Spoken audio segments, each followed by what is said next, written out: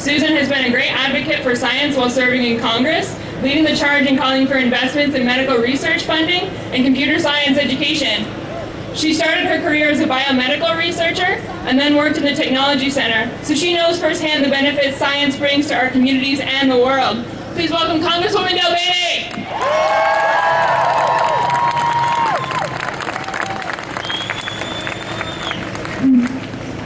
Welcome, marchers. I'm ready to walk with you. We can get warm that way.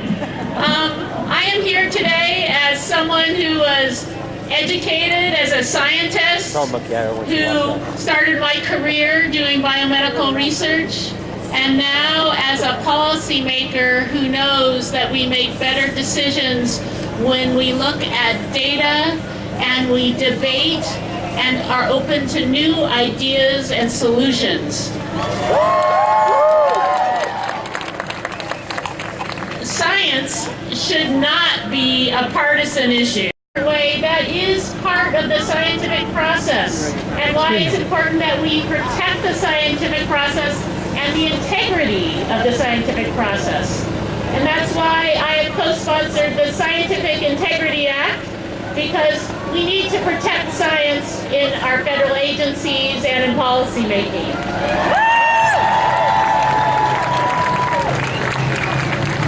And on Earth Day, it's important that we remember the global research on climate change.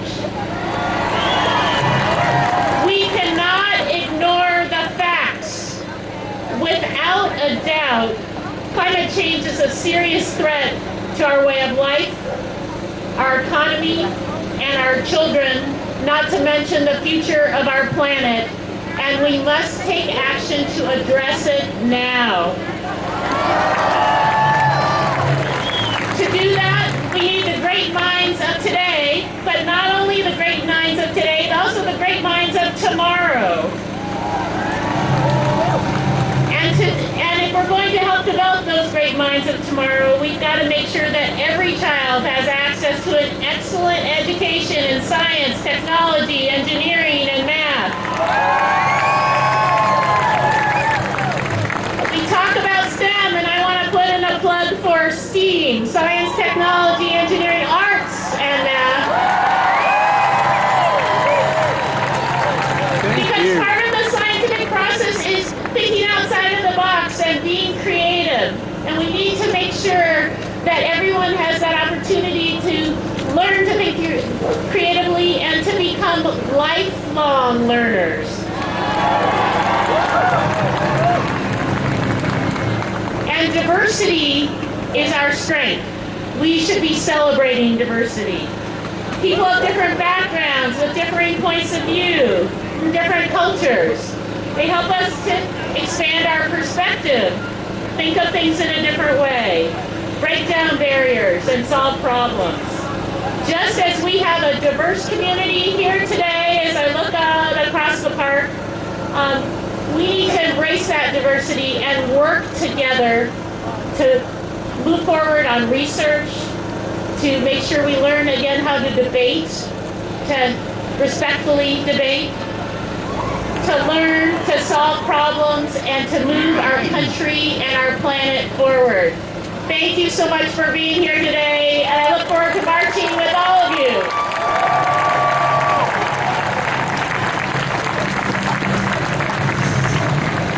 All right, thank you for coming out, Congresswoman, and we look forward to marching with you, right? Yeah. Our next speaker, Jonathan Sweet, is a local game designer and children's book author. Over 15 years ago, when his daughter was little, he started working on a book that would teach evolution to little kids. Finally, in 2014, he joined up with Karen Lewis, a local children's science illustrator, and together they created Grandmother Fish. Yeah! They funded a small print run on Kickstarter, which sold out, and then they got picked up by Macmillan, which published the second edition last September.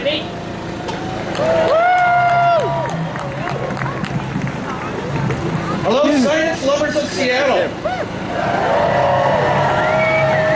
Do you know the route of the march? Thank you.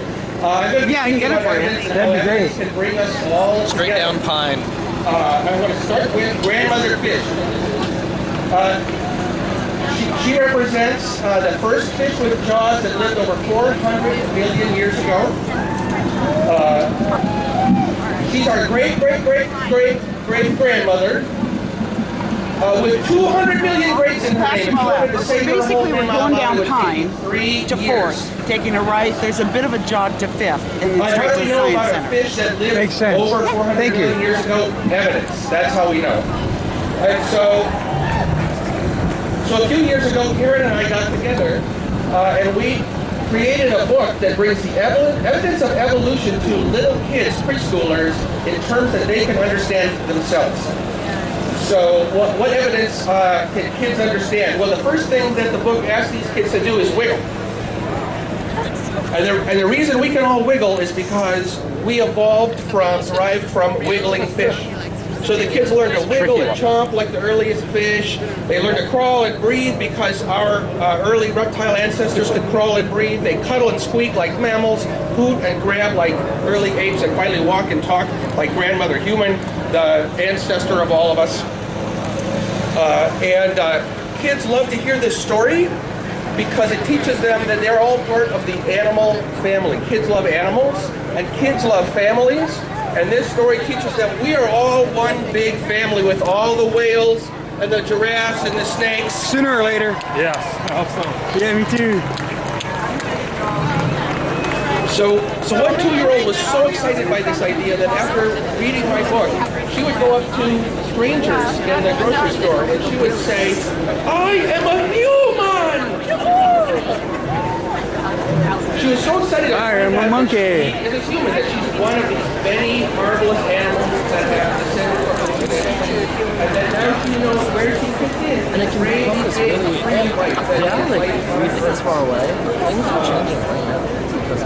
So not only are we family with all these other vertebrates and tetrapods, what the evidence also tells us that all humans are one closely related species.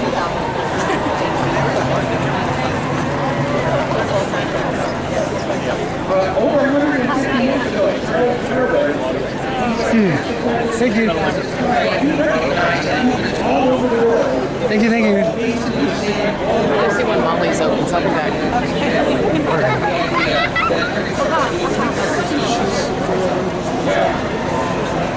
Oh, thanks.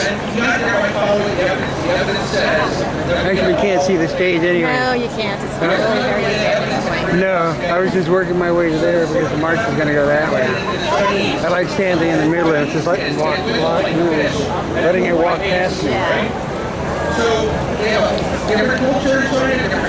it's a good vantage point for this crowd, kind of.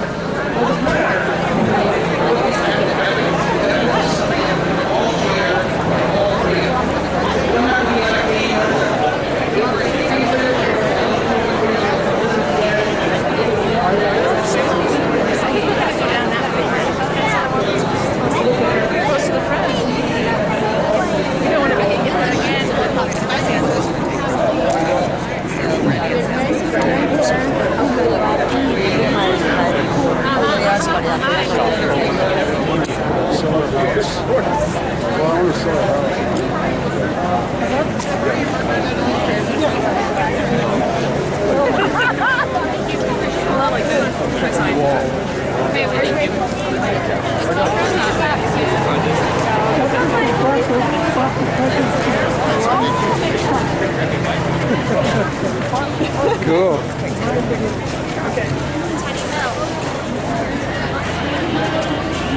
Yeah, down on Pine Street.